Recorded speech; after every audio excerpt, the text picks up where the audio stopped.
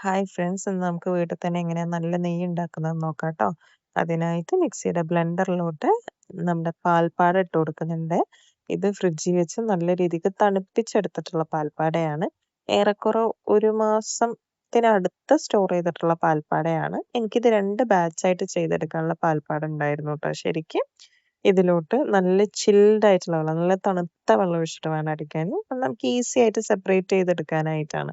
Butter വേറെ, ആ വെള്ളം വേറെ ഈസി ആയിട്ട് സെപ്പറേറ്റ് ചെയ്തെടുക്കാനായിട്ടാണ് നമ്മൾ തണുത്ത വെള്ളം ഒഴിച്ച് കൊടുക്കുന്നത്. ഇത് മുങ്ങി കിടക്കുന്ന രീതിക്ക് നല്ലതുപോലെ വെള്ളം ഒഴിച്ചിട്ട് നല്ല രീതിക്ക് അടിച്ചെടുക്കാം കേട്ടോ. അങ്ങനെ അടിച്ചെടുക്കുന്ന സമയത്ത് കണ്ടില്ലേ, ബട്ടർ വേറെ, അതിൻ്റെ താഴെ നല്ല രീതിക്ക് വെള്ളം വന്ന് നിൽക്കുന്നുണ്ടാവും. ഈ ബട്ടർ നമ്മൾ ഏത് പാത്രത്തിലാണോ നെയ്യ് ഗ്രീസ് ചെയ്യുന്നത് ആ പാത്രത്തിലോട്ട് ഞാൻ ഷിഫ്റ്റ് ചെയ്ത് കൊടുക്കുന്നുണ്ട്. ആൻഡ് ഓൾസോ ഈ വെള്ളം നമുക്ക് കളയണ്ട കേട്ടോ. ഇപ്പം നല്ല ചൂട് കാലമല്ലേ, നമുക്ക് നല്ല മോരുണ്ടാക്കാനായിട്ട് നമുക്ക് ഈ വെള്ളം യൂസ് ചെയ്യാം. സോ ഞാൻ അതിനായിട്ട് ഇതിനെ വേറൊരു പാത്രത്തിലോട്ട് ഷിഫ്റ്റ് ചെയ്ത് കൊടുക്കുന്നുണ്ട്.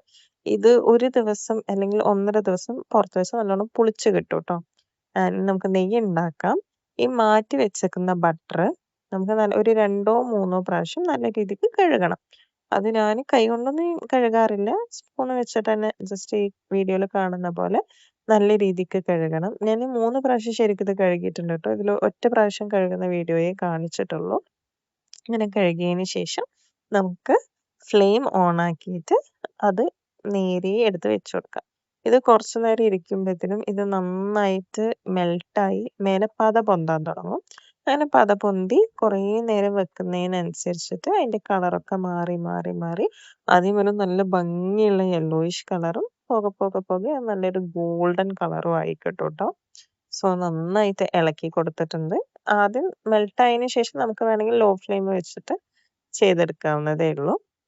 ഇത് കഴിഞ്ഞ് നല്ലൊരു ഗോൾഡൻ ഷെയ്ഡ് കിട്ടി തുടങ്ങി. കണ്ടില്ലേ, നമ്മുടെ നെയ്യ് ഇവിടെ സെറ്റ് ആയിട്ടുണ്ട്.